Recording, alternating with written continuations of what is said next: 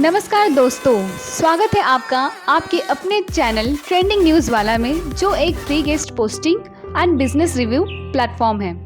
आज हम बात करने वाले हैं भारत के चौथे और रोमांचकारी जगह दूधसागर वाटरफॉल के बारे में। दूधसागर वाटरफॉल कैसे पहुंच सकते हैं और दूधसागर वाटरफॉल पहुंचने में कितना खर्चा आ सकता है, आज इस वीडियो में बताएंगे। तो अगर आप दूधसागर वाटरफॉल घूमने की इच्छा रखते हैं तो वीडियो को अंत तक जरूर देखें। दूधसागर वाटरफॉल के बारे में आज मैं आपको विस्तार पूर्वक से बताऊंगी। सबसे पहले तो आपको दूधसागर वाटरफॉल के बारे में कुछ बता दूं। दूधसागर वाटरफॉल एक प्रकार का झरना है जो कर्नाटक और गोवा के सीमा के पास मांडवी नदी पर स्थित है। दूधसागर यहाँ गोवा की सबसे ऊंची और भारत के सबसे ऊंचे झरनों में 5वें स्थान पर आता है। इस झरने का पानी 310 मीटर ऊंचाई से होकर पर्वत के बड़े घेरे में बिखर जाता है और यहाँ इतना स्वच्छ और निर्मल पानी नीचे गिरता है जिससे पानी का रंग दूधिया प्रतीत होता है। यही वजह है कि इसका नाम दूधसागर रख दिया गया। यहाँ देसी और विदेशी सभी पर्यटकों का पसंदीदा स्थान बन गया है। यहाँ पे आसानी से सड़क मार्ग से पहुँचा जा सकता है जो मोलेम राष्ट्रीय उद्यान के जंगलों से होकर गुजरती है। हमारे पास दूधसागर वाटरफॉल पहुँचने के लिए 3 ऑप्शन है। पहला ऑप्शन है ट्रेन, दूसरा ऑप्शन है कार या जीप, यानी अगर आप सुमो से जाना चाहते हैं तो आप सुमो लेकर जाइए।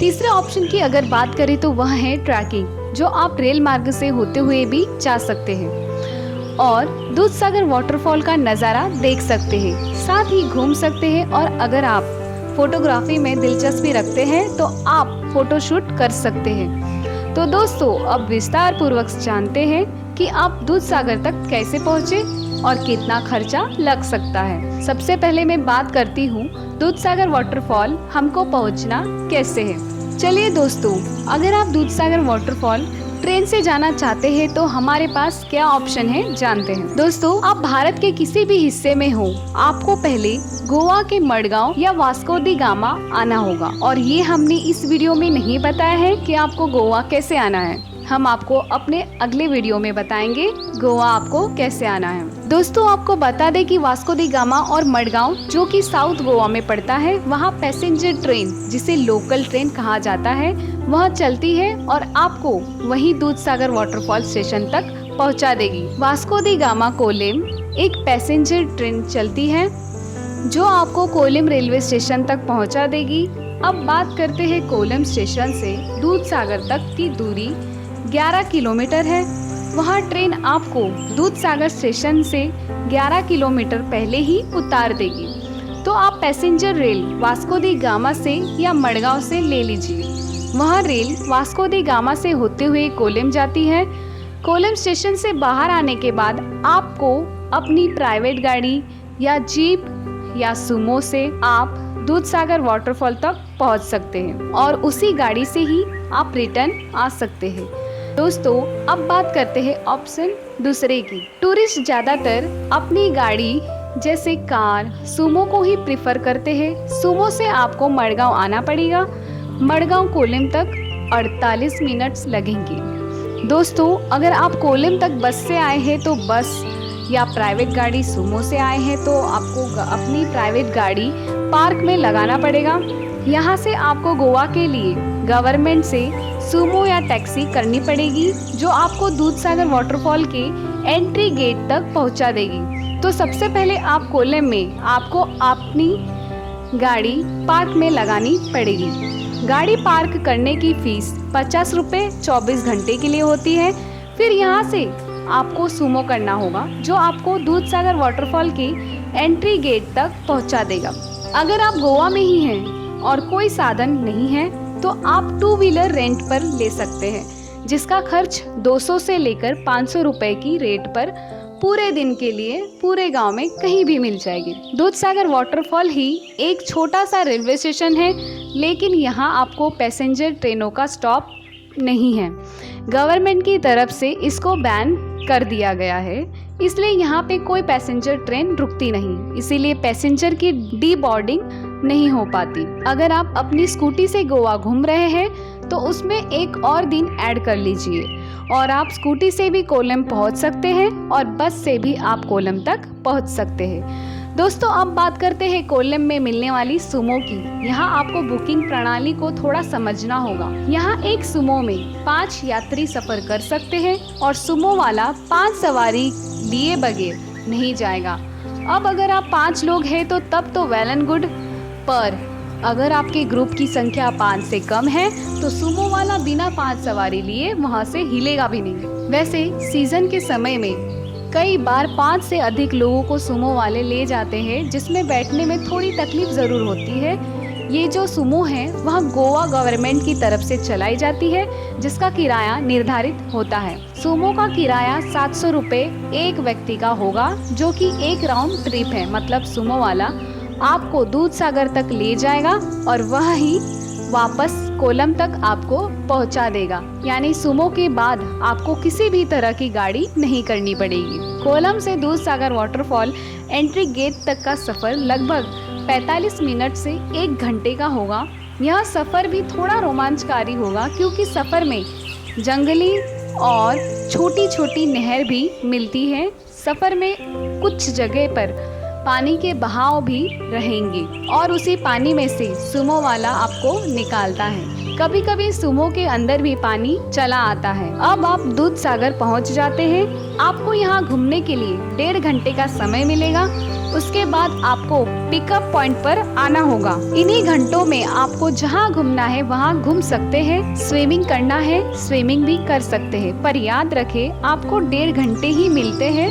आपके ऊपर है आप कैसे उस समय का उपयोग करते हैं। इनमें photo shoot, swimming, video recording या ट्रैकिंग, आपका जो मन करे उसे पूरे मन के साथ एंजॉय करें। अब यहाँ आपको एक बात और बताते चले कि सुमो वाला आपको दूधसागर एंट्री गेट तक ही ले जाएगा। वहाँ से आपको एंट्री करने के लिए टिकट लेना होगा, जिसकी कीमत होगी 50 रुपए एक आदमी की, और आपको 70 रुपए का लाइफ जैकेट लेनी पड़ेगी। लाइफ जैकेट लेना ऑप्शनल है, जैसा कि आप स्विमिंग करने में इंटरेस्टेड है और आपको तैरने नहीं आता तो यहाँ आपके लिए बहुत अच्छा ऑप्शन रहेगा कि आप स्विमिंग जैकेट ले लें। अगर आप फैमिली के साथ जाते हैं तो यहाँ स्विमिंग करने के लिए लाइफ जैकेट जरूर लें, ताकि सभी लोग सेफ्टी के साथ एंजॉय कर सके और आप वाटरफॉल के नीचे तक जा सकते हैं, जहाँ आपके ऊपर पहाड़ों से आने वाला पानी आप पर गिरेगा। अब आपको ये बात क्लियर हो गई होगी, तो हम आगे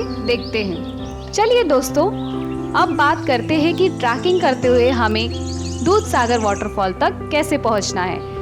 दोस्तों, आप कोल्लम स्टेशन पहुंचिए और कोल्लम स्टेशन से आपको 11 किलोमीटर की दूरी पड़ेगी।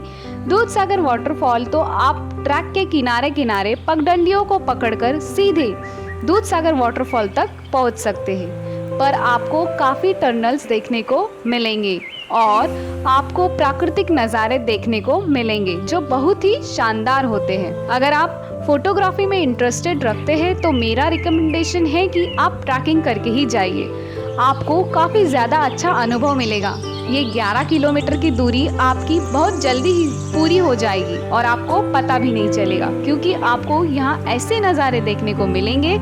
ये कोकण रेलवे ट्रैक से होते हुए जाते हैं, जो कि बहुत ही ज़्यादा हरियाली का अनुभव हमें मिलेगा। तो काफ़ी अच्छे अच्छे नज़ारे देखने को मिलते हैं, तो आप ये ट्रैकिंग करके जा सकते हैं। दोस्तों, अगर आपको ट्रैकिंग करनी है तो आपके पास दूसरा ऑप्शन है जो कर्नाटक में पड़ता है, और वो है रेलवे स्टेशन कैसल रॉक। दोस्तों, अगर आप कैसल रॉक से आना चाहते हैं या अगर आप साउथ साइड से आ रहे हैं तो आप कैसल रॉक उतर जाइए। वहाँ से आप ट्रैकिंग करते किनारों की पगडंडियों को पकड़कर आप दूधसागर वाटरफॉल तक पहुँच सकते हैं। इसकी दूरी 14 किलोमीटर की होती है। वहीं मैं अगर बात करूं कि कोल्लम से दूधसागर की दूरी 11 किलोमीटर की होती है और कैसल रॉक से इसकी दूरी 14 किलोमीटर होती है। ये आपके ऊपर निर्भर करता है कि आपको अधिक ट्रैकिंग करना होगा तो कैसल रॉक से ट्रैकिंग करते हुए दूधसागर वाटरफॉल तक पहुंच सकते हैं। यदि नहीं तो आप कोल्लम से होते हुए दूधसागर वाटरफॉल तक पहुंच सकते हैं। हाँ दोस्तों, एक बात का ध्यान रखिएगा दूधसागर वाटरफॉल घूमने के लिए आप मॉनसून को अवॉइड कीजिए, क्योंकि मॉनसून में नज़ारे तो बहुत अच्छे मिलते हैं, लेकिन यहाँ बारिश में यात्रा करना थोड़ा कठिन हो सकता है। इसीलिए आप मॉनसून के बाद ही आइए या फिर मॉनसून के पहले आइए। गर्मी के दिनों में भी दूधसागर के नज़ारे देखने को मिलेंगे। एक और चीज़ बता देते हैं, यहाँ आपको खाने पीने की चीज़ों की व्यवस्था नहीं मिलेगी। आपको अपना वाटर बॉटल और स्नैक्स लेकर आना पड़ेगा, जिससे आपको कोई परेशानी नहीं होगी। अगर आप ट्रैकिंग करते हैं तो सबसे कम दाम में आपका ट्रैकिंग हो जाएगा।